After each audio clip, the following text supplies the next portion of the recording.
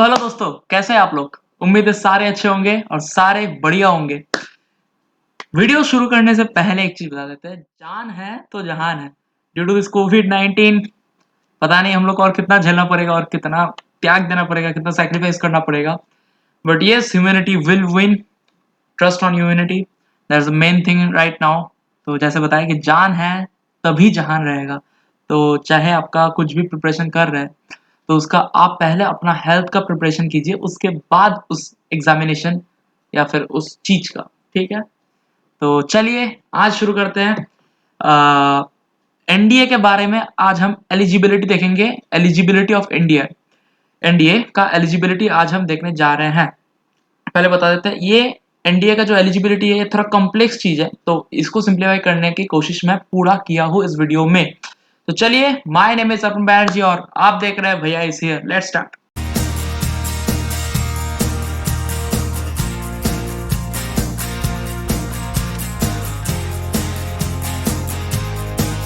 तो फर्स्ट देखते हैं एक basic eligibility to apply for NDA.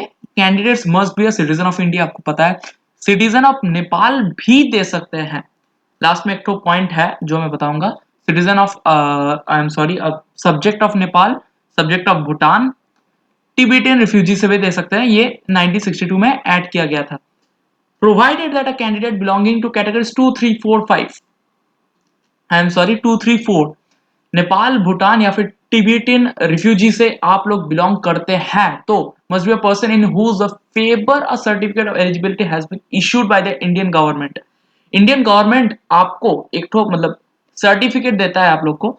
जो आप लोग नेपाल में हो, भूटान में हो या फिर टिबेटियन रिफ्यूजी में होते हैं, तो आप एक तो गवर्नमेंट ऑफ इंडिया का एक तो सर्टिफिकेट चाहिए होता है। कुछ नहीं, बस एक तो आपको लेटर लिखना पड़ेगा वहां पे कि मैं I am going to give the India और ऐसा ऐसा, तो आप लोग को मिल जाएगा वो चीज। उतना हार्ड नहीं है। आप लोग चाहते हैं तो नीचे कमेंट में बताइए इस चीज का मतलब यदि आप लोग चाहते हैं कि कैसे ये होता है, तो मैं उसके तरफ से आप लोग को वीडियो बना सकता हूँ जिससे आप लोग को थोड़ा हेल्प हो। नेक्स्ट में चलते हैं। फॉर एनडीए टू, मतलब इस साल का एनडीए टू के लिए candidates must have born not earlier than 2003, January 2 2003, and not later than January 1 2006। मतलब अराउंड 16.5 टू 19.5 ईयर्स आप लोग का एज होना चाहिए। 16.5 से 19 साल तक आप लोग का उम्र होना चाहिए। For NDA one, candidate should born not earlier than July 2 2002 and not later than July 1 2005। As I said 16.5 से 19 तक के होना चाहिए। फिर बात करते हैं, ये बहुत इंपॉर्टेंट पॉइंट है, ध्यान से सुनिएगा। The army wing of NDA, NDA का आपको यदि आर्मी में जाना है, यदि आर्मी का ऑफिसर बनना है, तो पास क्लास 12 और equivalent examination from a recognised board. Simply okay, आपको 12 पास करना है या फिर आपको दूसरा मतलब इक्विवेलेंट एग्जाम देना है, जैसे कि आईटीआई होता है वैसे करके आपको इक्विवेलेंट एग्जाम देता है क्लास 12 का। तो then you are eligible for the army wing of NDA. But the air force and naval wing, यदि आपको एयरफोर्स या नेवी में जाना है, ध्यान से, यदि आपको एयरफोर्स या फिर नेवी में जाना है तो आप लोग को क्या करना पड़ेगा।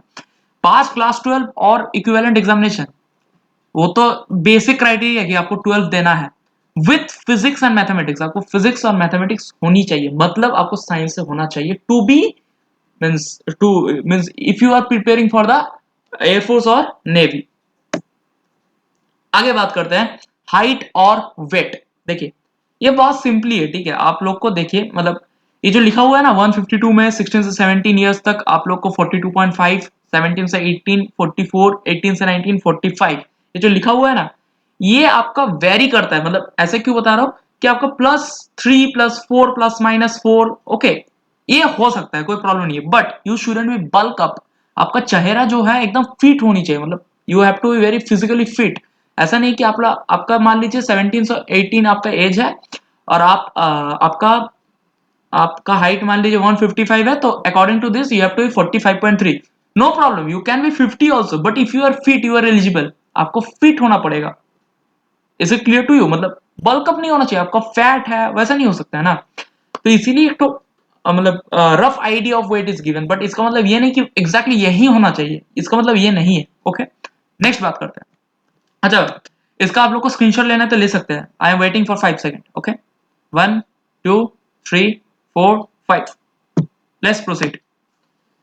Candidates who wish to be pilot, बहुत इंपॉर्टेंट, जो लोग का पायलट ड्रीम है, चाहे नेवी में हो चाहे एयरफोर्स में हो, तो आप लोग का लेग लेंथ, जो आपका लेग का जो लेंथ होना चाहिए वो 99 centimetres minimum, 99 centimetres, maximum 120 centimetres तक होनी चाहिए।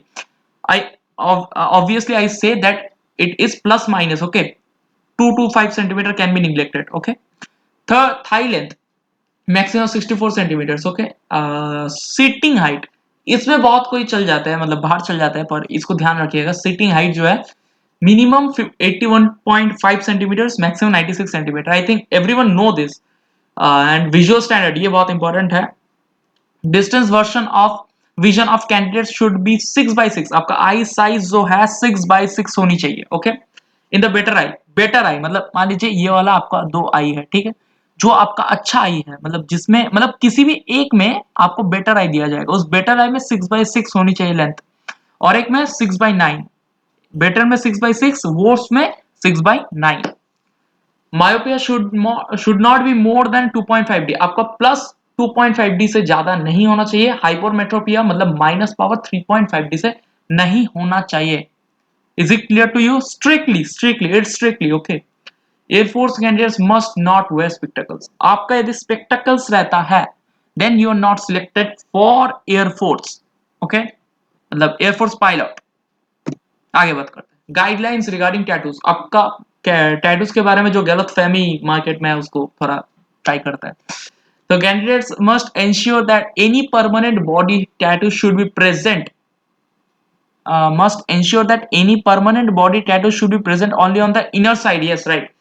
ये हाथ है आपका, फाइन, ये हाथ का यदि इधर कुछ भी लगा हुआ है, you are not eligible for the NDA cadet. ये आर्म का यदि इस फेज में यदि आपका टैटू है then you are eligible for the exam. Permanent body tattoos on any other part of the body are also not acceptable. Only inner part of your arm पे आप टैटू बना सकते हैं और कहीं पे नहीं बना सकते हैं। आगे बात करते हैं, बहुत इंपॉर्टेंट बात है कि क्वेरीज कुछ रहता है आप लोग के मन में, उसको क्लियर करने के लिए मैं एक चीज रखा हूं। I am in class 11, can I apply for the exam? No, if you are in class 11 you are not eligible for the NDA exam. I am appearing in class 12, can I apply for the exam? आप class 12 में है, क्या आप apply कर सकते हैं exam के लिए? जी हां, आप कर सकते हैं। You are eligible to give the exam if you are appearing for class 12 exam in this year or any year, okay। Is mathematics required to apply for the exam? Mathematics तभी लगेगा जब आपको एयरफोर्स या navy में जाना है। Army के लिए मैथमेटिक्स का मतलब है फिर भी जा सकते हैं, नहीं है फिर भी जा सकते हैं। आर्ट्स और कॉमर्स वाले जो है, मतलब आर्ट्स और कॉमर्स वाले या फिर जो साइंस के हैं लेकिन मैथमेटिक्स जिसका नहीं है, उन लोग एयरफोर्स नेवी में नहीं जा सकते हैं, फाइन।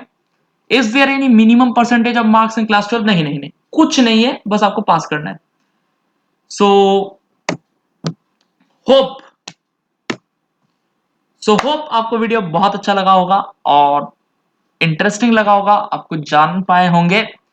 तो नमस्ते, फिर मिलेंगे अगले वीडियो में, तब तक के लिए ओके बाय।